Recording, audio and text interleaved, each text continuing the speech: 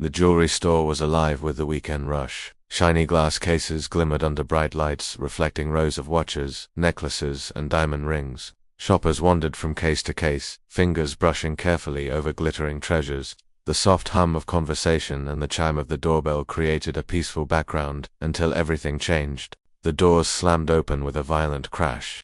Two masked men barged in, guns raised. The sound of the bell was drowned by screams. People froze for a fraction of a second, then panic spread like wildfire. Mothers grabbed children, shoppers ducked behind counters, and a few brave souls bolted toward the exit.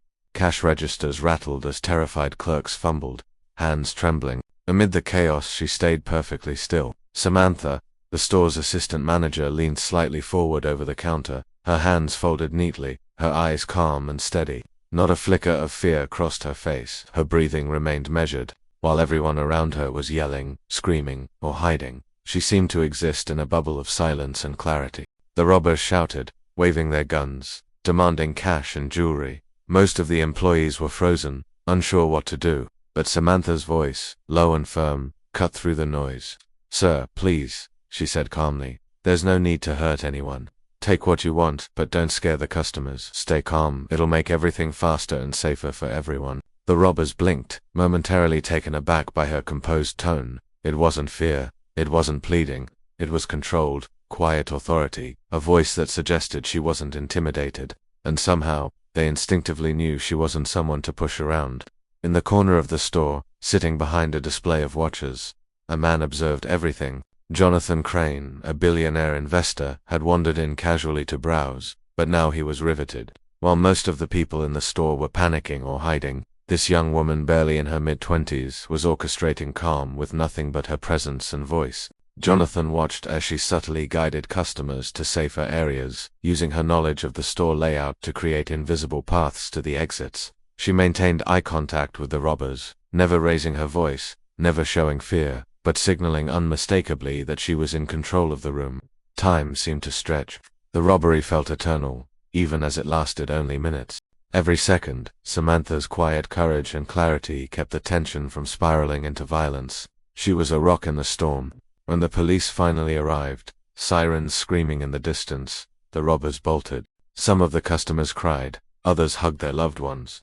But Samantha remained composed, gently helping a terrified child to her mother and smoothing ruffled clothing of shaken customers. Jonathan Crane stepped closer. The chaos had subsided, but the impression remained. He extended a hand to Samantha, his eyes fixed on her with admiration. "That was incredible," he said. "Most people would have panicked. Most people would have lost control. You stayed calm when it mattered most. Tell me your story." Samantha's lips curled into a small, modest smile. "Just doing my job," she replied softly, though she felt a spark of pride ignite inside her. Jonathan didn't let it go at that. Over the following days, he returned, arranging a meeting.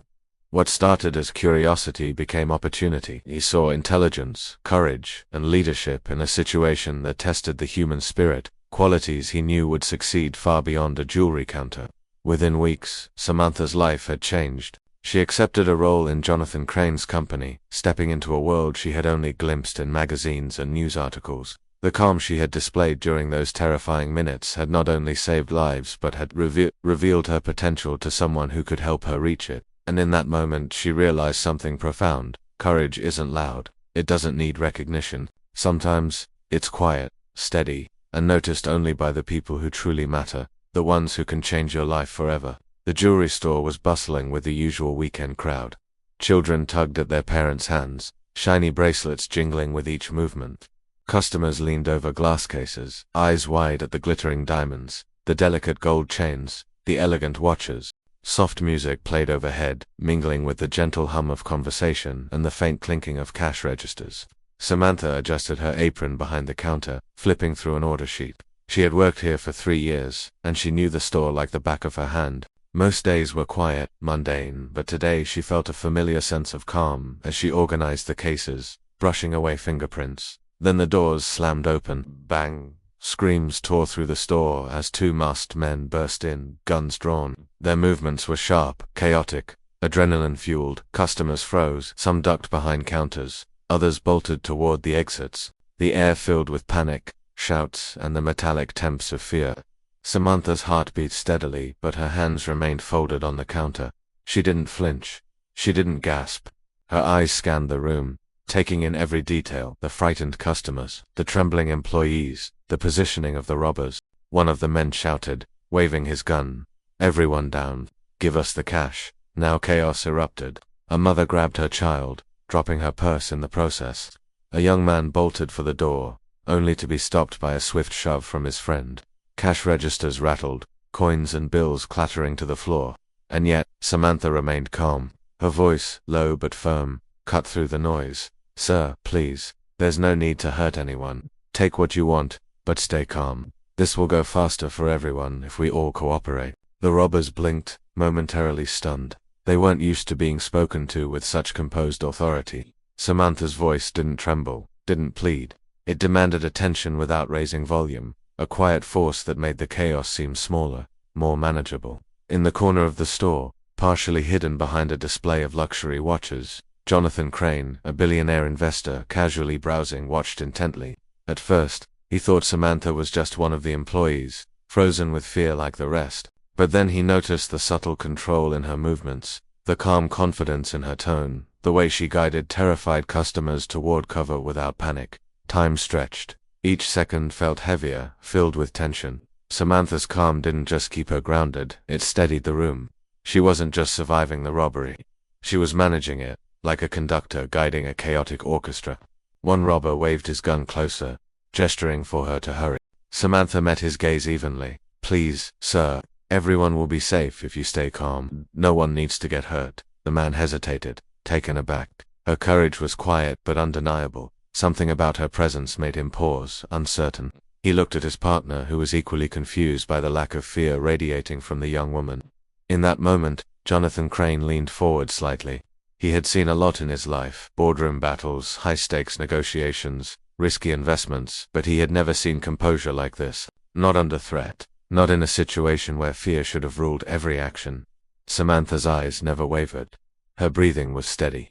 And though the world around her had erupted into chaos, she remained a pillar of calm. The robbery had begun, but she wasn't afraid.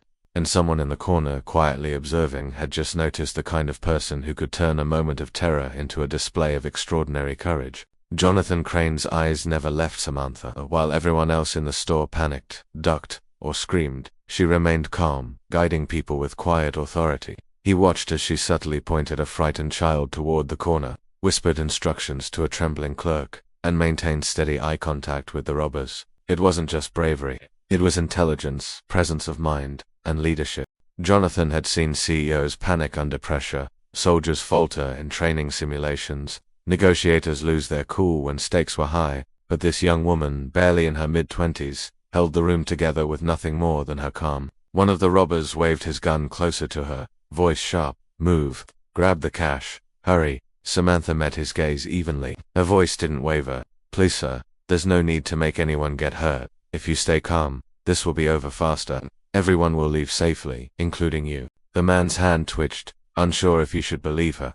His partner, watching Samantha, frowned. Even under threat, she radiated confidence that made them hesitate. Her calmness wasn't passive, it was controlling the situation without aggression. Jonathan leaned back slightly, impressed. This was rare. Rare in life, rare in people. Time seemed suspended. Each second was a test of nerves, of judgment. Customers crouched silently, clutching children, their eyes wide with fear. Employees shook, but Samantha moved among them like a steady current, her voice a tether anchoring the storm. Jonathan's mind raced. He didn't often witness moments like this: true courage under pressure, leadership that emerged not from rank but from character. He realized instantly, the world would see her as a retail worker, but he saw her potential. He saw someone who could thrive anywhere, who could handle challenges most would crumble under. The robbery dragged on, minutes stretching like hours. Samantha continued her quiet control. A customer tried to tiptoe toward the exit, but she gently guided them back. "Please, stay calm. Wait for the safest path." Her tone was soothing, commanding, and strangely comforting. The robbers, though aggressive, found themselves subtly influenced by her calm authority. Then came the sound of sirens in the distance. The robbers glanced toward the doors, tension mounting. Samantha remained composed, giving them a slight nod. "It's okay. No one needs to get hurt. Let's make this quick." The thieves exchanged uncertain looks. Jonathan noticed the shift. Her composure had affected them. The fear and aggression in their movements slowed, just enough for the police to arrive at the store's entrance. Shouts and commands filled the air as the robbers bolted, realizing the situation was no longer in their control. Samantha remained behind the counter, still calm, helping a terrified clerk steady the cash drawers. She guided everyone to safety, checking that no one was left behind. Jonathan stood up, applause building in his chest, though he said nothing. He approached her slowly once the last customers were safe.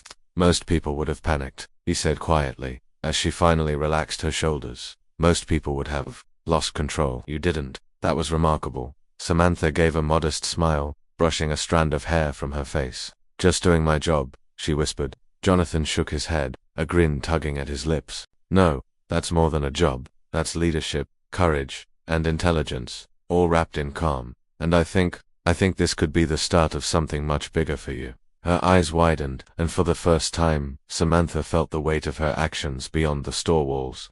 The moment that had begun as terror had now turned into opportunity, observed by the one person who could truly recognize her potential. A few days after the robbery, Samantha was still processing the adrenaline, the fear, and the strange calm she had maintained during those tense minutes. She returned to work, the jewelry store humming as usual, but something had shifted. Customers whispered quietly to each other, co-workers smiled differently, and she couldn't shake the feeling that someone important had noticed her and they had.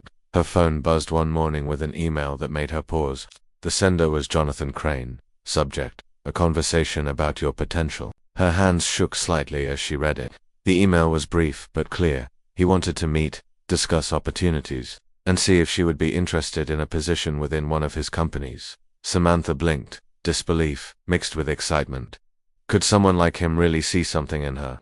The day of the meeting, Samantha arrived at a sleek downtown office. Glass walls stretched to the ceiling, sunlight reflecting off polished floors and high-end furniture. She felt small, ordinary in contrast to the impressive.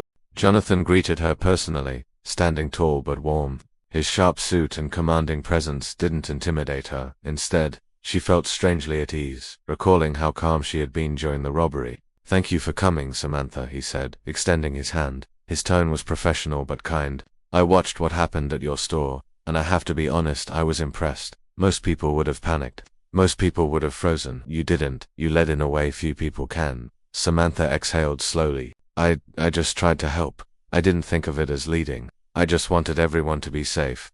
Jonathan nodded. And that's exactly why you did lead. Leadership isn't always about titles or authority. Sometimes it's about staying calm, assessing the situation, and making the right moves when others can't. That's what I saw in you. He gestured for her to sit, and they discussed her background.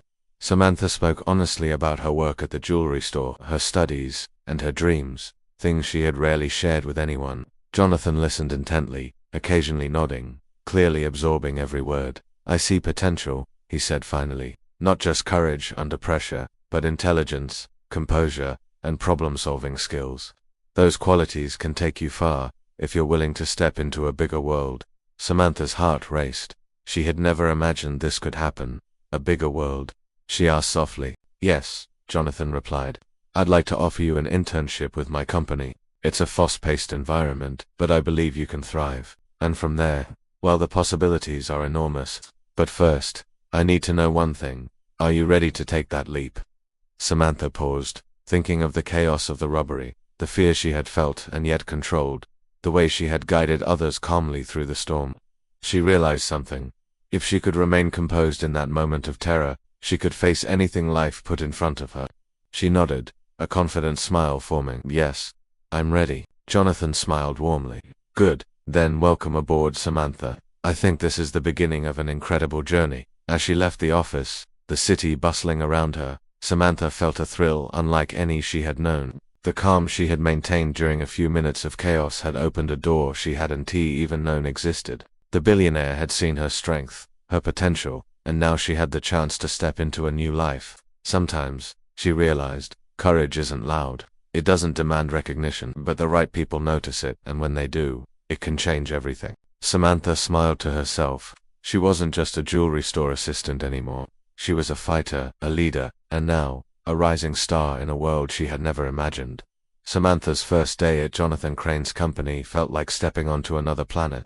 The lobby was vast, the ceilings impossibly high, and employees moved with a sense of purpose she had never experienced behind the counters of the jewelry store. The glass walls gleamed, reflecting sharp business suits and the hum of quiet efficiency.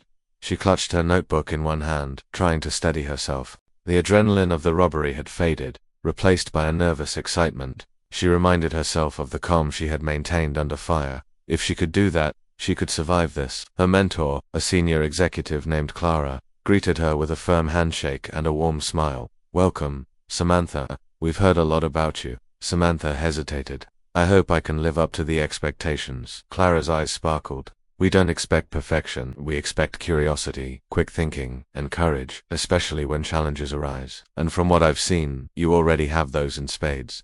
The first assignment came swiftly. Samantha was asked to assist in analyzing data for a high-stakes investment. Charts, graphs, and financial statements blurred in front of her at first, but she remembered the composure that had guided her during the robbery. Slowly, deliberately, she approached the task, methodical, observant, careful. By mid-morning she had discovered a subtle discrepancy that others had overlooked, a small but critical detail that could impact a major deal. Clara noticed immediately. "You have a good eye," she said, impressed. "Keep this up." Samantha smiled, a quiet thrill surging through her. The feeling was familiar, the same clarity she had felt amid the chaos of the robbery, now applied to a very different kind of challenge. The real test came that afternoon. Jonathan Crane himself called her into his office.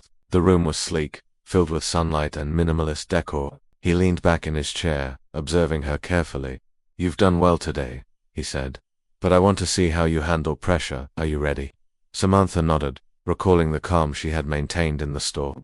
"Yes, I'm ready." Jonathan laid out a complex scenario, a simulated high-stakes negotiation with a demanding client. The room was tense, the problem layered with challenges, and the stakes hypothetical, but Samantha felt a spark of familiarity. This wasn't the jewelry store, but the principles were the same. Analyze, stay calm, guide others, and act with confidence. She navigated the scenario flawlessly, maintaining her composure while identifying solutions that others had missed. By the end, Jonathan smiled, clearly impressed. "Exactly what I hoped to see. Calm under pressure, decisive, thoughtful. That's rare." Over the next week, Samantha's confidence grew. Each challenge reminded her of that fateful day in the jewelry store. She realized that courage wasn't limited to emergencies or life-threatening situations. It applied to every difficult moment, every opportunity to stand out, every task that demanded focus and poise. Her coworkers began noticing. Colleagues who were initially distant approached her for advice, seeking guidance on complex projects. Even senior executives respected her input. Samantha realized that the calm she had honed under threat had become her signature, a quiet, unshakable presence that drew people in. By the end of her first month, Samantha had not only adapted, but excelled.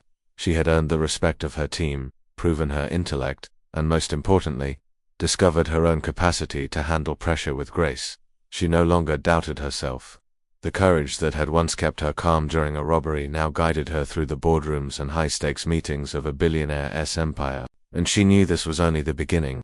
Weeks passed, and Samantha grew more confident in her new role. The initial nervousness faded, replaced by focus and determination. She had learned to navigate the fast-paced environment, understanding the intricacies of investments, corporate strategy, and high-stakes decision-making. Each day felt like a test, but she was thriving. One morning, Clara approached her desk with a serious expression. "Samantha, Jonathan wants you to handle the presentation for the Henderson account. It's critical, a multi-million-dollar deal, and they've been difficult in the past. Are you ready?" Samantha's chest tightened. The stakes were high, far higher than any challenge she had faced before. She thought back to the robbery, the way she had kept calm while chaos raged around her. If she could face armed men without losing her composure, surely she could handle this. She nodded firmly. "Yes, I'm ready." Over the next few days she poured herself into the project. She analyzed every number, every trend, every potential risk. She anticipated objections, prepared solutions, and rehearsed her pitch with precision. Her colleagues noticed her dedication. Some were impressed, others intimidated by her poise under pressure. On the day of the presentation, Samantha arrived early. The Henderson executives were stern, skeptical, and known for being unforgiving. Jonathan Crane sat quietly at the back of the room, observing. As the meeting began, Samantha took a deep breath. letting the calm she had cultivated settle over her like armor. She spoke clearly, confidently, guiding the room through the data with intelligence and subtle authority. She answered difficult questions with ease, diffusing tension with tact and reason. By the end, the executives were leaning forward, nodding, even smiling. When she concluded, a brief silence followed, then applause. One of the senior executives, who had been notoriously critical in the past, leaned back and said, "Impressive work. Very impressive. You've exceeded our expectations." Jonathan's eyes gleamed with pride.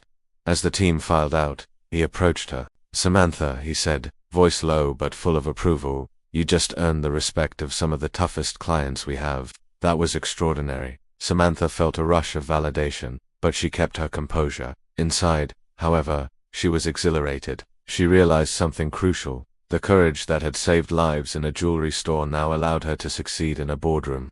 Calm under pressure wasn't just bravery, it was power. Word of her success spread quickly within the company. Colleagues who had doubted her now sought her advice. Her confidence inspired others, creating a quiet ripple effect that strengthened the team. Jonathan personally commended her in the next executive meeting, praising her insight, composure, and leadership qualities.